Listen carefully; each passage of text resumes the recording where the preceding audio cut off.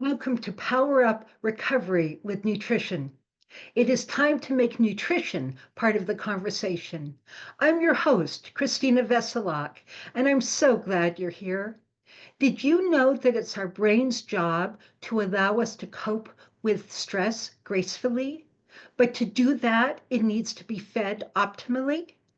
Have you ever wondered why so many committed people relapse or maybe even die? Why so many people on psychotropic medication still feel lousy and still have cravings? What if the missing piece is food, the right food? What if the right nutrients like amino acids or even eating protein every 4 hours could actually balance your brain chemistry and your mood without medication and support lasting recovery? In this podcast, we explore the powerful connection between feeding your brain well, mental health, relapse, and recovery from addiction. We will share insights from experts, inspiring recovery stories, and practical strategies you can use today. Whether you're in recovery, a healthcare professional, or someone passionate about emotional well being, this show is for you. Let's dive in and discover how fueling your body and brain with the right food, the right amino acids, and other key nutrients can fuel your transformation today. Welcome. Hi, everyone. Welcome to the next episode of Power Up Recovery with Nutrition, where we interview professionals in the field who are applying these wonderful approaches to both mental health and especially addiction treatment and recovery, people who have their own powerful success stories, and scientists as well who want to share their expertise with you and with me. So today I'm delighted to welcome Dr. Carolyn Dean, both a medical doctor and a naturopathic doctor who integrates nutrition into both emotional well-being and physical well-being with her patients. Welcome, Carolyn. Oh, thank you very much, Christina. Yes, I don't have patients anymore. I have customers because what happened in my world is I was educating. Well, I had a practice up in Toronto. It was a medical practice, but I pretty much practiced as a naturopath because that's what people needed. They needed to be healthy. I had a divided practice. Half of them were people that wanted to stay well, and half of them were people who were on their last leg. We call ourselves the resort doctors because we were the last resort. So Yeah. I learned so much on either side, and my personal journey was discovering actually when I was in Manhattan, I took a sabbatical from my Toronto, Canada practice and was invited to come to Manhattan to do a AIDS and chronic fatigue study using alternative modalities. Mhm. And this was in the early 90s. So this was right in the middle of it all. That's And exciting. yeah, it was quite incredible. And we found that all our client subjects, they all had every infection when we did antibody testing for viruses, parasites, yeast overgrowth. It was all high levels of these antibodies. So I developed this understanding that chronic disease has this level of infections. And Mhm. also, when we looked at nutrients, everybody was deficient. The immune system was weakened. Their T cells were subnormal. And Mhm. over the years, I developed this, I called it total body meltdown. And it sounds very rude, but people agreed, that the body was just so suppressed and it was affecting their thyroid, their adrenals, sex hormones, pancreas, and all these hormonal organs were affected. And then came the whole microbiome business. Now, what I had been doing is looking at yeast overgrowth. So Mhm. with our culture, and the number of antibiotics we take, mercury fillings, mercury in vaccines, steroids, even the stress that people undergo creates cortisol that feeds yeast. And the antibiotics are killing off good and bad bacteria. And in the sort of vacuum left by antibiotics in the small intestine, everything is killed off in order to try to reach the bad guys. Well, in this vacuum, the yeast that are normally budding yeast in the large intestine, they start crawling up into the small intestine looking for more food. And they turn into a mycelial thread-like stage and start poking holes in the small intestine, which I think is what they're calling leaky gut now. And So travel into the bloodstream. not so much they don't, their toxins get absorbed into the bloodstream. I know some people talk about candida in the bloodstream, but that's more systemic infection. You know, people would have a fever. I've seen that in AIDS patients. But with the toxins, there's about 78 toxins, and this is where it comes into mental health because the toxins can affect the brain. This is where, when people talk about brain fog, I think of yeast overgrowth toxins. And so there's all this business going on with yeast. There's the nutrient deficiencies. And from my own personal experience, I narrowed them down to mostly mineral deficiencies are what's affecting us. Mineral deficiencies and vitamin C deficiency. My major mineral deficiency was magnesium. Again, while I was in Manhattan, I was doing morning TV shows, and Random House asked me to write a book on magnesium. And this is back in the late 90s. And I couldn't, 300 pages on one mineral, I just couldn't see it. But as soon as I started doing the research, I realized I had all the symptoms of magnesium deficiency. I had headaches and eye twitching, and I choke on vitamins, and I had IBS, I had leg cramps, you know, the Charlie horse leg cramps, and really, really bad heart palpitations. And when I went to get more magnesium than was in my multiple, I got the laxative effect. So as soon as that book was published, it was called the Magnesium Miracle. I started searching for a company or a chemist that would make a non-laxative magnesium. Couldn't find So anyone it's that was interested. something other than what, like magnesium citrate? All the magnesium compounds are laxative, or they Okay. were for me. So I was my own experiment. So after 10 years, I found a chemist who made a non-laxative magnesium, which is a stabilized ion of magnesium. The body wants the magnesium in an ionic form. That's how it's absorbed into the cells.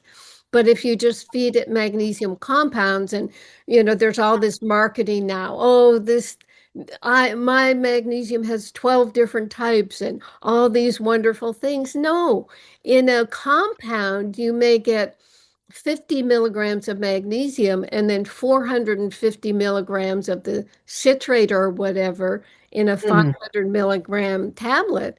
And what a person is needing is magnesium, because 80% of known metabolic functions require magnesium. Your brain, all your organs, every muscle and every nerve requires magnesium.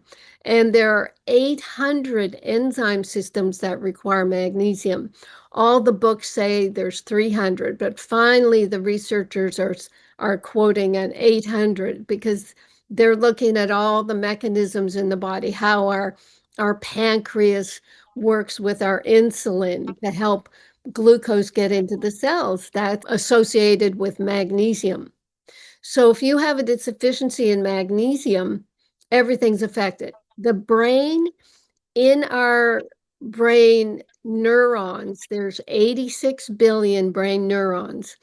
And in each neuron, and neuron just means a cell, in each neuron, there are 2 million mitochondria.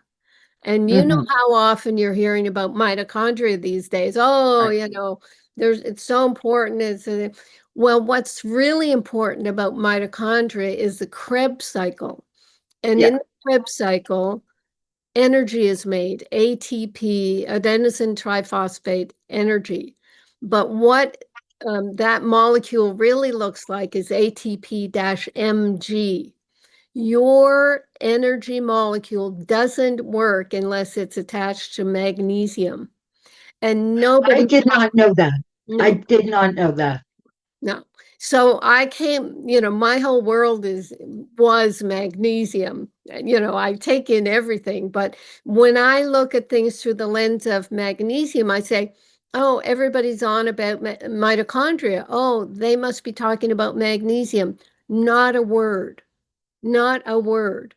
So I'm saying that the dementia, the Alzheimer's, even Parkinson's, it could be related to mineral deficiencies, especially magnesium. When you don't have enough of the right minerals in your body, the receptor sites that are sitting there waiting for minerals, they'll get jammed up with heavy metals and toxins. So when you start taking the right minerals in the right amounts, then they'll kind of bump off that stuff, which means they're acting as a detoxifier, even though Sure. magnesium is never labeled as a detoxifier, but it is. And we have people, again, I have customers, not patients anymore. We'll have people on my magnesium for a couple of months and feeling good. They're sleeping better. They don't have cramps. Their nerves and muscles are copacetic. And then they'll start saying, "Oh my gosh, I've got a coated tongue and itchy ears. I've got gas and bloating." They are starting to detoxify yeast overgrowth. Oh, how interesting. The immune system is finally, healthy enough. It's gained its strength and it's able to get rid of the overload because yeast is natural in the body. So the body kind of, well, it overlooks if you've got a little bit of extra yeast. And if your immune Mhm. system is weak, oh, it overlooks a lot of yeast. But when your immune system catches up and it sees this overgrowth, it starts killing off yeast, and then you have all these die-off symptoms and you think you're sick with something and you don't know it's yeast overgrowth.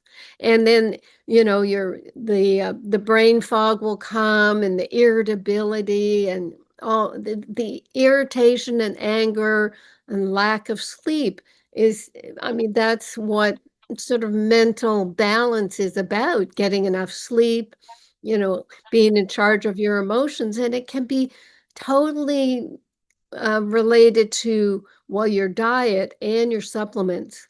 Now, what I'm hearing all the time now, because I'm constantly listening to podcasts so I can critique them on my radio show podcast, and I'm hearing about diet, diet, diet. We have to have a good diet and all these ultra processed foods. That's all true. But the soil is so empty of minerals that we are not getting the nutrients we think we're getting. 100 years ago, the U.S. Department of Agriculture said we were getting 500 milligrams of magnesium in our daily diet. Now we're lucky to get 200. And that adds up to huge magnesium deficiencies. And along with that comes all the other Along with minerals. other things. Yeah. Well, I think this ties into the research that the True Hope Company does and Hardy Nutraceuticals and some others in their micronutrient research, showing Mhm. that these deficiencies in these trace minerals, including magnesium, lead to bipolar disorder and other central nervous system disorders that we call major mental illness because we don't know what else to call them. Yes, yes. Now, are you talking about truehope.com in Canada? I Uh, am, yeah, and oh, their I know Empower them. Plus product. Yeah, I'm a Canadian, as I mentioned. I practice in Toronto, so I knew the people who started True Hope. It's Mhm. amazing what they've done. And the Yeah. research. I mean, I was just telling someone yesterday at the farmer's market, and she was asking me, what do I do about someone who's on antipsychotics and wants to take supplements? I said, go to True Hope because Mhm. they have the research. They have the formula Empower Plus, and they can consult with people and help them wean off their medications, which is something I don't want to get involved with my customer service because that's delicate work and it's so It is. important. It is. But they've been doing it long enough for now that they have a lot of, they kind of understand the intricacies of it. But Um, what really strikes me about the comparison between what you're saying and their story is, they started trying to figure out a formula for human beings based on the experience of veterinarians with pigs yeah, who exhibited their own version of bipolar disorder. I'm not yeah, quite sure how a pig, expresses bipolar, but anyway.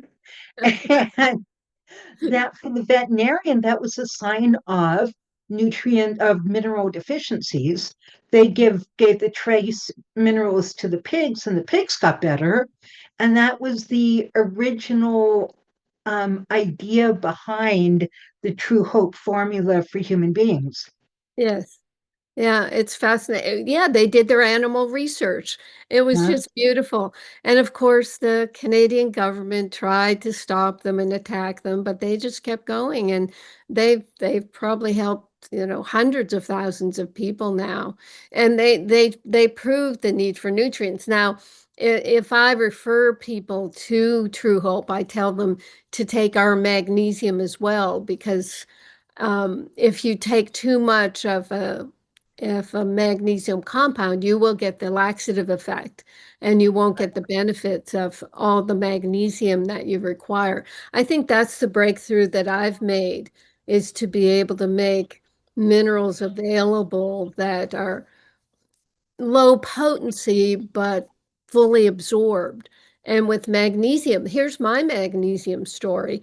I couldn't take more than 50 milligrams of magnesium when I realized I was a poster child for it without getting the laxative effect. And when I had the chemist make this stabilized ion of magnesium, stays in a liquid, we've done university studies. We shine a laser through the liquid. Nothing shows up. There's no substance in there, but you sure can taste it. So we know we've got what I call a picometer sized mineral.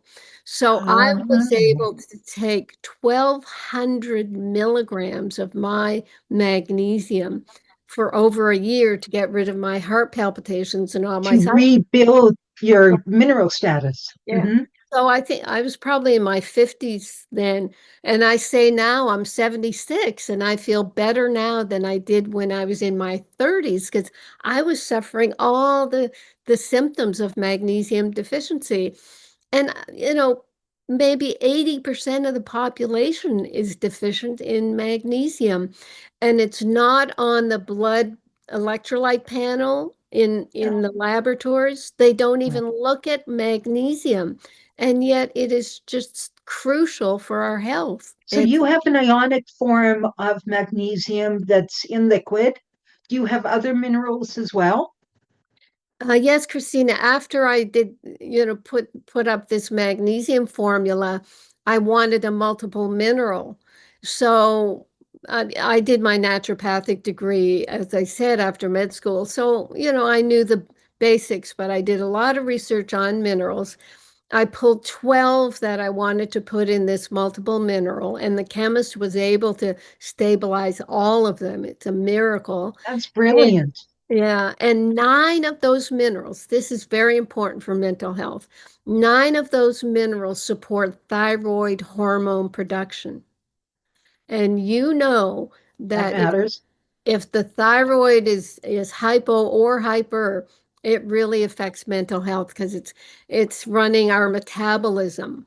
So when the formula was ready, I of course, experimented with it. And after 6 weeks being on this multiple mineral, I was able to get off my Armor thyroid 60 milligrams. My hands and feet started getting almost too warm, and I was even more hyper than usual. So I just I would recommend people to wean off medications, but I stopped it and I've been fine ever since. So, and we've had many, many, many, many customers saying the same. Now, I'm not going to name my products because the FDA has, they've warned me not to not to say or imply that my formulas can help a disease state Sure. because Sure. that's making a health claim. So So we can all look them up. yeah, we can all look them up. But yes, so then the multiple mineral, and then I I'm new. I mean, I've been at this for 50 years, so I've realized the whole methylation problem, MTHFR, genetic variation. I don't call them genetic abnormalities. They're a variation, and they require cofactors. But so anyway, I don't know if it was my third formula I put together food-based and methylated B vitamins in the low potency of what you get from food. When you see a B complex that's 25, 50, 100 milligrams, those are synthetic. And Mhm. yes, they will eventually just pound their way into a cell, but they're not natural. And there's not enough research on this. Maybe we could get someone with a radionics machine. Remember radionics? To test the vibration of this a synthetic compared to a natural. They're different. Mhm. Or I think it's in the B vitamins, there's a rotation, a left and right rotation of these vitamins.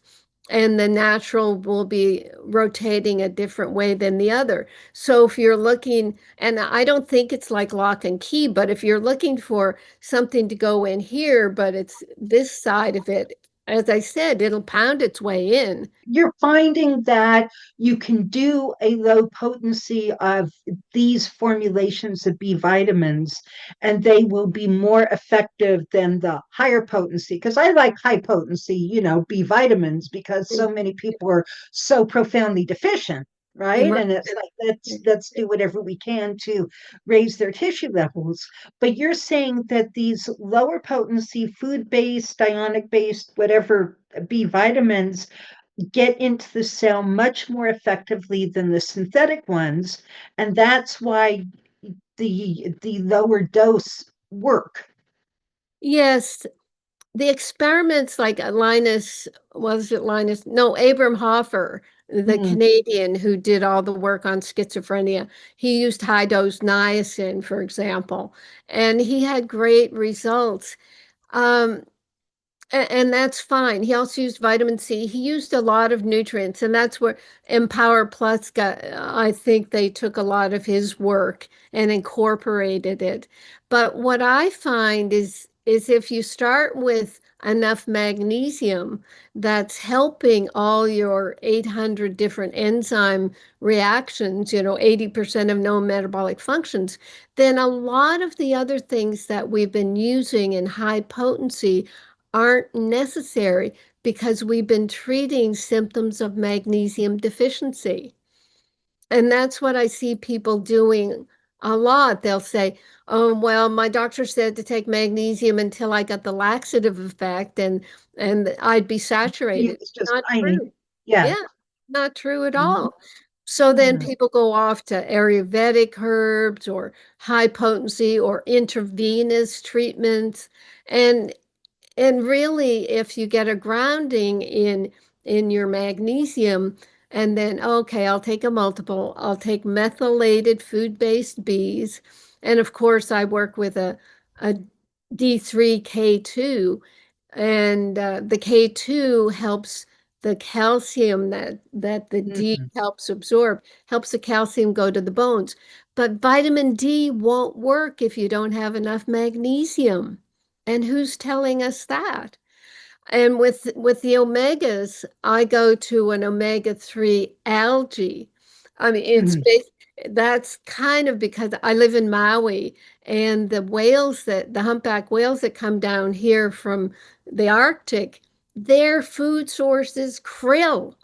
And Yeah. everybody's bragging about the krill omega-3 fatty acids, but you're killing off the whale's food. But and the thing about fish oils, where we get our omega-3s, that those fish livers have to be processed, highly processed in big manufacturing, I don't know, processes, to get rid of all the heavy metals and the Right. drugs and contaminants that are in the ocean everywhere. We cannot say that fish liver is safe. So, So sad. and then with my omega-3 algae, I put in the beta carotene for vitamin A and vitamin E. And Mm, those, this is what the body needs. This is what cells are made with. And the other thing that I throw into the mix is in your drinking water to put a sea salt, and it mhm. has to have some color to it because sea salt can have 72 to 80 trace minerals that we haven't even bothered to study yet. Right. That's what makes it a little pink. Well, talking about magnesium makes me think of a comment that Joan Matthew Larson makes in her book, 7 Weeks to Sobriety from 1993. And she had studied with Abram Hoffer and Carl Pfeiffer and another doctor, I think a doctor, she quotes a Dr. Flick. I don't know who he is, Mm. but he says that it's the profound magnesium deficiency that leads to the DT's symptoms in people detoxing off alcohol. The Right. people who are having the hallucinations and the nausea and the vomiting and the muscle cramping and the really severe, alcohol withdrawal symptoms, that is actually correlated with and therefore probably caused by severe magnesium deficiency. Yeah, that's brilliant. Yes, because every nerve and every muscle requires a balance between calcium and magnesium. Right. In order for a muscle or a nerve to have its activity, its action potential, Mhm. magnesium opens the doorway to the cell. I'll put it over here. Magnesium opens that doorway, and then a little bit of calcium goes in, causes the action, and then magnesium pulls it out. I mean, I don't know the mechanism, and the door closes. Mhm. If you don't have enough magnesium to do that action, then the cells are flooded with calcium. And that creates the calcification in the mitochondria, creates excitability of the muscle cells. You get your cramping of the muscles and you get your twitching of the nerves. And the what they say about magnesium is it relaxes the muscles.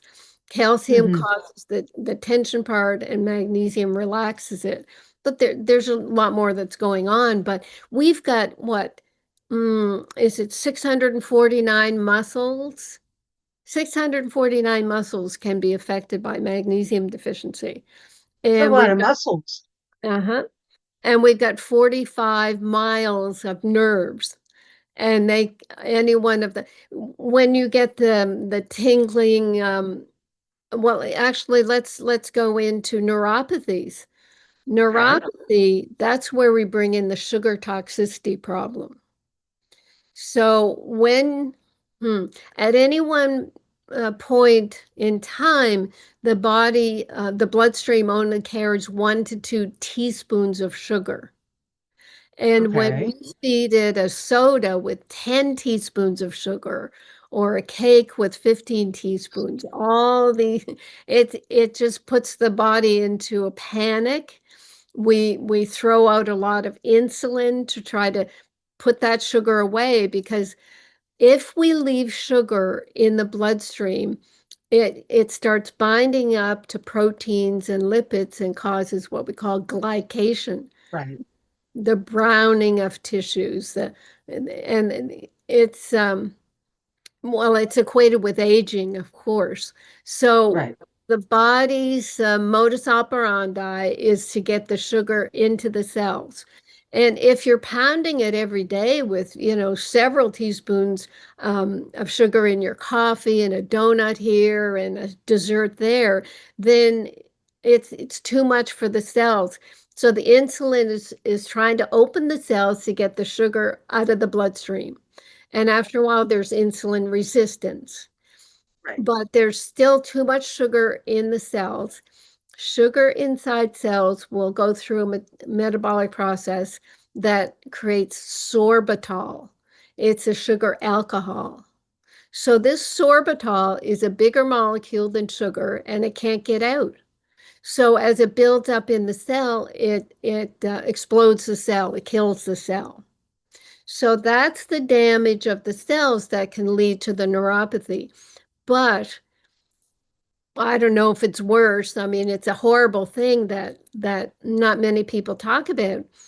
Insulin transports glucose, on its railway Mhm. track, but it also transports vitamin C, ascorbic acid.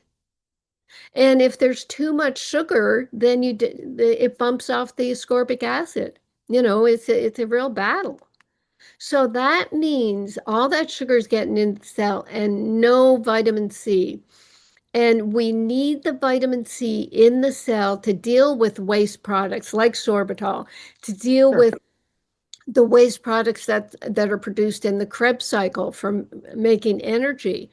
Um, when you listen to famous anti-aging researchers, they talk about the importance of mitochondria and how your lifestyle is important. They go on and on and on. They don't mention vitamin. Well, they do say you have to have antioxidants, but they Right. talk about vitamin E. I don't even hear them talk about vitamin C at all. I don't hear Uh-huh. them talking about Or Linus magnesium. Pauling. Hmm? Or Linus Pauling. Oh, poor Linus Pauling. They made him out to be someone who invented vitamin C to treat colds. He was curing heart disease. So the other aspect that you're alluding to about Linus Pauling and vitamin C is it makes collagen. Yes. Collagen makes up 1/3 of our protein in our body.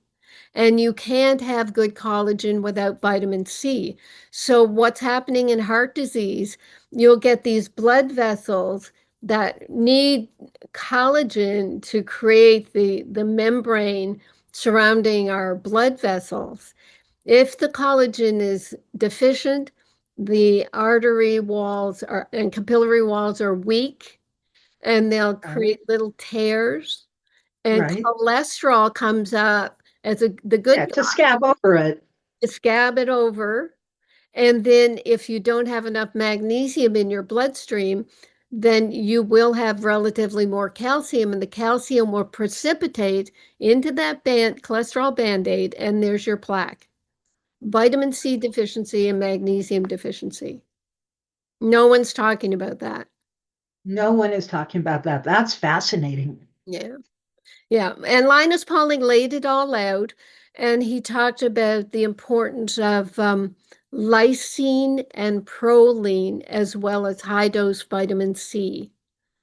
And all I've got in all the books I'm reading, because I've just finished a sugar book, and that's supposedly what we're talking about, but I'm writing a vitamin C book now, and Are you?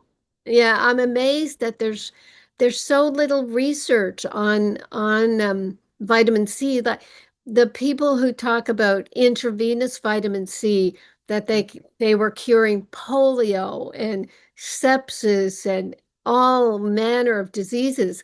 So I looked up in IV vitamin C. Including a certain virus. Hey, I'm going right there. You're reading my mind again. I went to PubMed and I put in intravenous vitamin C and COVID. There were like 13 papers. I don't know if it's the same now. And I put in COVID, and I don't know if it was Paxlovid or one of the other. There were like 13,000 papers written. So they had a cure and they didn't use it. And I think, I mean, this isn't our topic, but lysine is also an amazing antiviral. Mm, hmm. You know, That's true. That's true, true, true.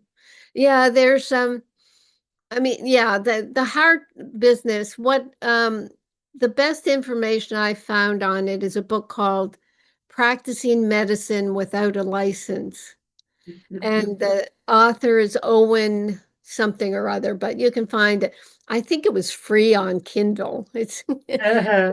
and I love the title. yeah, and he was talking about all this business with Linus Pauling back in the 70s and all the anecdotal stories about people and taking high dose vitamin C and lysine. And then Matthias Rath came along to work with Linus Pauling at the end of his life, and he added proline. And it's the proline that's able to overcome the apolipoprotein A, yeah, lipoprotein A, little a, LP little a, Right. because now they're saying, well, we're not having that much good results with statins for cholesterol or LDL. Let's blame little LPA. And the story about that is humans don't make vitamin C. We don't make Right. vitamin C. Right. We're missing one enzyme. Yep. So here's what you'll like this, Christina. I say that when Eve ate the apple in the Garden of Eden, God said, "Okay, you just stay with the apples. I'm taking away your ability to make vitamin C." So, so we're stuck with apes and monkeys and guinea pigs not being able to make vitamin C, which means we are subject to scurvy. Our bleeding gums means we have weak blood vessels. So So I'm going to interrupt you just for 1 second, okay? Because my favorite, where I'm currently thinking, and I really want to get some researchers on this, is, my field is addiction. yeah, And people with late stage methamphetamine addiction are presenting with symptoms of spongy gums, teeth mhm, falling out, that's and lesions in the face and skin mm, are identical to your symptoms of scurvy. yeah, yeah, And nobody's checking their vitamin C levels. uh, Nobody. yeah, And yet, yeah, what an inexpensive intervention. yeah. Vitamin C. Yeah, Thomas Levy, he's a medical doctor and a lawyer. He wrote a Uh-huh. book, I think it was 2011. It was so long ago. Nobody thought, oh, that's too long ago. It can't be true. And he said every poison known to man can be treated with high dose vitamin C. And I say, in older people like my age, they have bruising all up and down their arms. That's scurvy. Yeah. That's them expressing scurvy symptoms. So the vitamin C that we need for our body size compared to other mammals that make their own vitamin C, Linus Pauling said it should be 8 to 10 grams a day. And Yes. the RDA that the government tells us is okay is 90 milligrams, 90 milligrams. So we have magnesium deficiency that they're ignoring and vitamin C deficiency that they're ignoring. Right. Well, you've just convinced me, actually, because, some things you kind of know back there, but you're not quite ready to act on. Yeah. Well, I've lost my vitamin C bottle. So when we get off this call, I'm going to order myself more vitamin C, and Well, I'm going to get your magnesium, and I'm yeah. going to see what changes.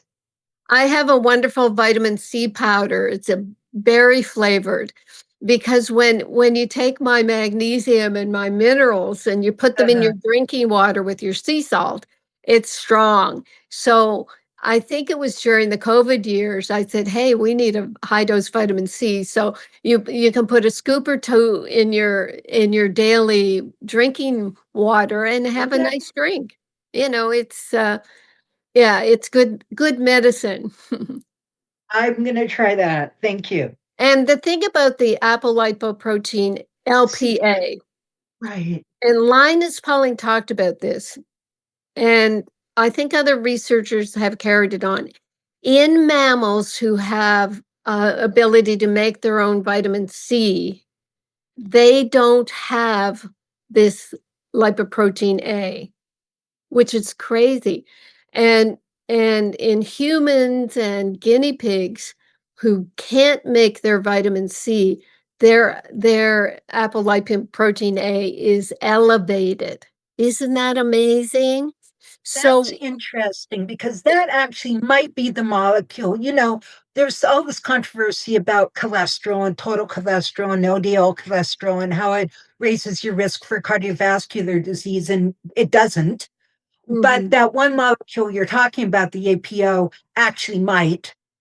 Um, yeah. but Yeah. I teach my students, I say, look, we have to look at how low your total cholesterol is because that's sets people up for suicidal depression. And they've Oh, correlated very low cholesterol with suicide. They've also correlated very low omega-3 fatty acid with suicide, but they've correlated very low cholesterol with suicide. mhm. And so, but people are so afraid of dying of cardiovascular illness that if I can say, okay, you can take vitamin C to offset your risk of this one molecule causing damage, Mhm. Yeah, that might help people not be quite so frightened about, yeah, high yeah. cholesterol or normal cholesterol for that matter. Right. I mean, I have high cholesterol and I don't worry about it for a minute. And my poor mom, she had high cholesterol and she got a bit of blood pressure after my father died. So one of my younger sisters is also a doctor. So she encouraged her to take a statin and a blood pressure drug. And they both Mhm. have the side effect of causing acute leukemia, which my mother got acute leukemia. Oh, I am so sorry. Yeah, it's so, That's so painful, isn't it? When yeah, when you know that yeah. Drugs you have have side other effects. answers. But I mean, it's really astounding, Christina, when I listen to these famous researchers talk about their research. They did not study anything about nutrients in their medical school career. So it's just their blinders are on and they don't even look at what we're talking about. All the things we're talking about, you But they don't don't know how to think. They don't know hear. how to think. They don't know how to ask the right questions because they have blinders on. Mm, And where I'm taking a lot of my language now and a lot of my teaching is the idea that we've known for decades the nutrients the brain requires to function. We've known those nutrients for decades.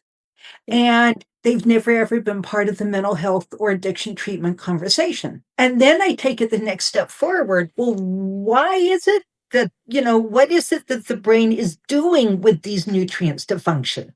Mhm, mhm, Well, the mitochondria needs something like 30 nutrients in order to create ATP. Cell membrane requires a variety of fatty acids, mhm. right? the Right. the neurotransmitters to make them requires not only the key precursor amino acids, but all the cofactor nutrients to run the enzymes that run this conversion chain Mhm, on and on and on and on. So mm, we know specifically what the physical structures of the brain, what nutrients the physical structures of the brain are actually made out of. yeah. The literal substance of the brain are nutrients that we can only get from food. We can only Mhm, get them from food. And then we yeah. wonder why people on an ultra processed diet are so ill. Yeah, the ultra processed food study, I forget the name of the doctor, Bell or Dr. something. Jacka? Uh, he put a few people in a restricted hospital setting and fed one group, bad standard processed food and the other ultra processed food. And the people who ate the ultra processed food, they were shocked to find, oh, they all ate 500 more calories than the other group. And we don't know why. We'll have to do another study. The why is their body kept looking for the nutrients that were missing from the food. So they kept, maybe it's in here, maybe it's in there. So people overeat trying to get their nutrients. And yet these researchers don't have a clue about all of the They don't have a clue. vitamin and mineral cofactors. And I have a wonderful story about this. A lovely woman several years ago, she was 64, she was somewhat overweight. She had out of control fatty liver disease, out of control kidney disease, out of control type 2 diabetes. And she said, I'm going to need years of counseling for my emotional eating. I said, okay. But inside my head, I'm thinking, we'll see about that. I mean, yes, I'm a psychotherapist, so sure, but I'm also a nutritionist, right? So I hear this and I think, well, I'm not sure. So I get a 3-day food diary from her. And for 30 years, she's eaten potato chips. That's her binge food. Oh, wow. Potato chips. And for 3 days from her 3-day food diary, it was potato chips, vanilla ice cream, and exactly 2 deep fried chicken legs in 3 days. Oh, wow. And I look at this woman and my heart just broke for her, right? And I said, how about let's not take anything away. I'm not going to tell you to stop eating your potato chips or your vanilla ice cream, but could we add a few things? Let's just add a few things, right? Because I realized, as you just said, Carolyn, that this woman was trying to make up in quantity of potato chips what she was missing in quality of nutrients. Yes, exactly. And so I got those, she agreed to 9 servings of fruits and vegetables a day and to 20 grams of protein every 4 hours, which is the minimum most people need, but a whole lot more than she was getting. Yeah. And the next week, she came back radiant. She had not had one potato chip nor one bowl of ice cream the entire week because she didn't want it. Yeah. Her brain was getting what it needed. Yeah. That's awesome. I know it's common. You said the word common sense. It is common sense to us, but people do get in these emotional eating cycles. And,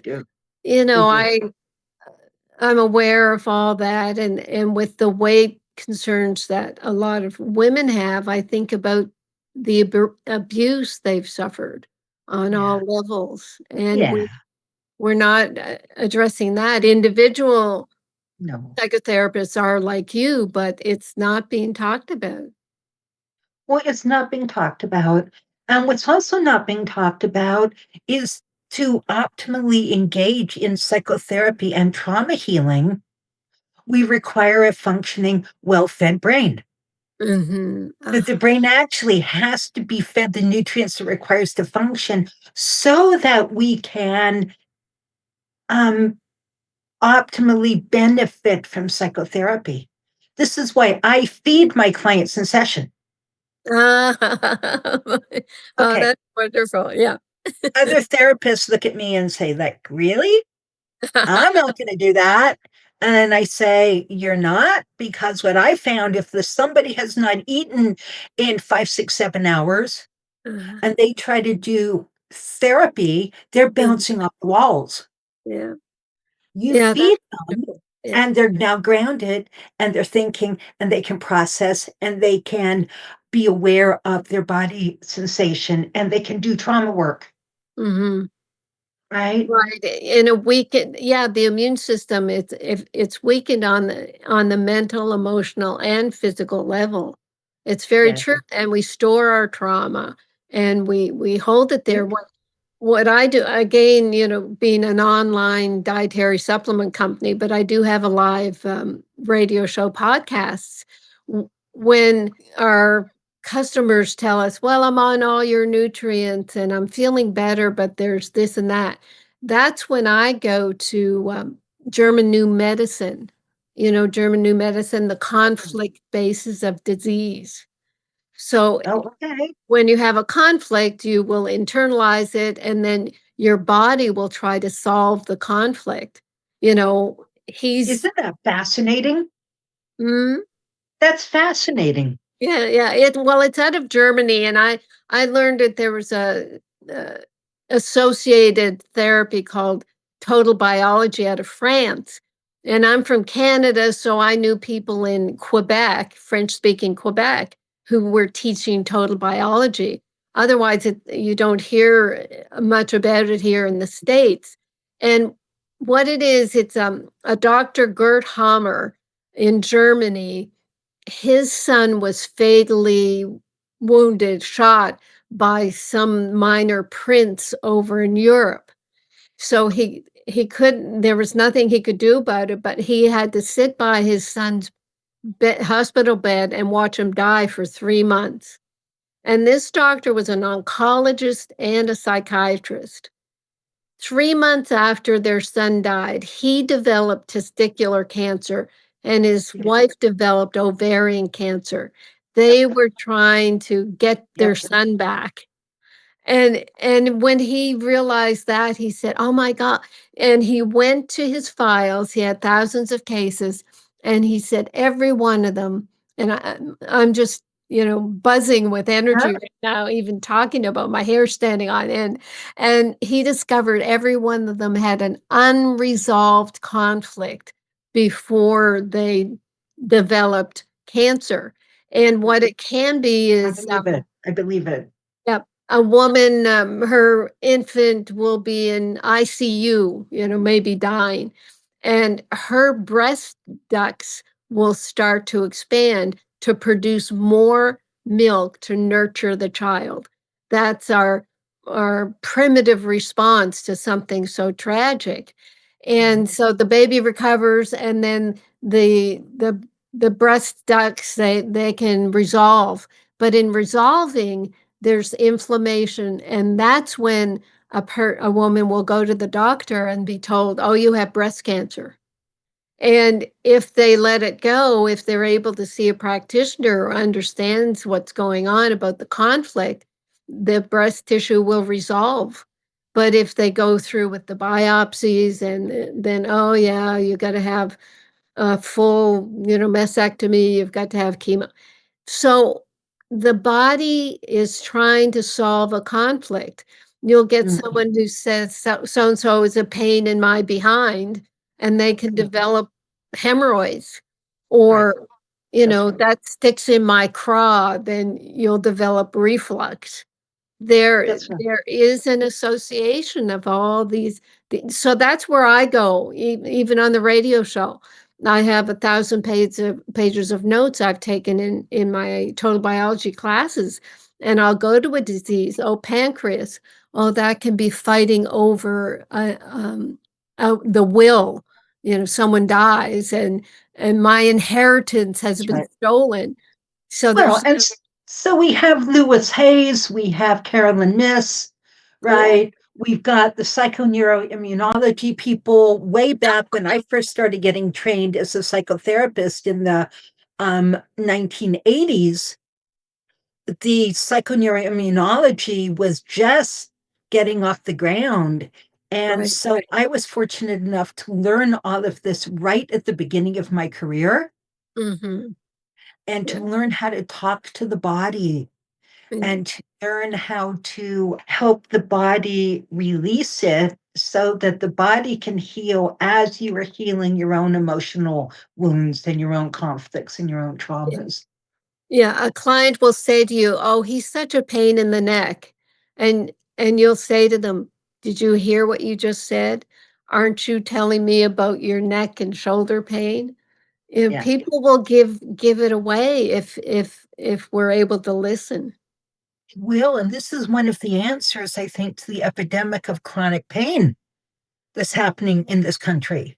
Mm, Is, and you have Dr. Sarno talking about this decades ago, but the whole idea that the body will express emotional pain physically. And if you can start identifying, I just talk about talking to the pain. Let's just talk to the pain and ask it why it's there. right, right. Right. And And so often it will tell you exactly why it's there. like you said, you have to your physical body has to be healthy enough to work on the level of emotion. And that's where I've gone into the supplement business, where Mhm. if the body has enough magnesium to help the nervous system and the muscles and be able to sleep and be able to be calm and relaxed, the body needs these physical supplements, and we can't get them from the diet anymore. Even a good one of I put my resources from my dietary supplement company into a 46-acre organic biodynamic farm here in Maui. And Lovely. I can't eat off the farm entirely. I get my heart palpitations back. Uh-uh. Even though it's awesome, volcanic soil and all the rest of it, we we've we have we farmed it out, we overcook and overprocess our foods, and also we have invented more and more ways to stress ourselves. To stress ourselves and to, toxify Yeah. ourselves. But this is going back to sort of feeding the brain what it needs so you can do emotional work. I am a trained somatic psychotherapist under Pat Ogden, and there's like three good schools out there, at least, of somatic psychotherapy, including somatic experiences and Hakomi and so on. But the one beef I have with them is they talk about resourcing the nervous system. The trauma is stored in the nervous system. And so, as you're doing your trauma work, you need to resource your nervous system. But they're talking about all sorts of psychological and social resourcing. They don't mention the need to physically resource your nervous system, right? And how balancing blood sugar, because blood sugar drops, or you eat a high sugar meal and then blood sugar drops, and adrenaline kicks in.